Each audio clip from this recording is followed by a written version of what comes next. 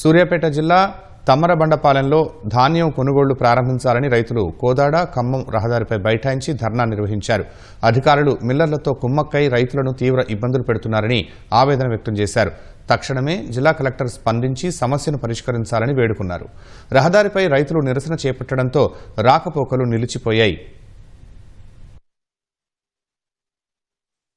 మరి ఇక్కడ రైతులు వర్షాలకి రోజు దినదిన ప్రాణంగా ఎప్పుడు వర్షం వచ్చి ధాన్యం తడిచిపోతుందని అరచేతిలో ప్రాణం పెట్టుకుని ఉన్నారు. కానీ ఇంతవరకు కూడా మేము 15 రోజుల నుంచి ప్రభుత్వానికి ఎన్నిసార్లు మొరపెట్టుకున్నా ఈ కొనుగోలు కేంద్రాల్లో సుమారు 100 ధాన్యం కుప్పలు ఉన్నాయి. మరి రాత్రి గాలిదుమ్ము వర్షం పడలేదు కానీ గాలిదుమ్ము వచ్చింది. మరి కనీసం ఈ వ్యవసాయ శాఖ కానీ రెవెన్యూ శాఖ కానీ మార్కెటింగ్ శాఖ కానీ దీంట్లో ఒకళ్ళకొకళ్ళు సమన్వయం లేక ఒకళ్ళ మీద ఒకళ్ళు నెపం నెట్టుకుంటారు.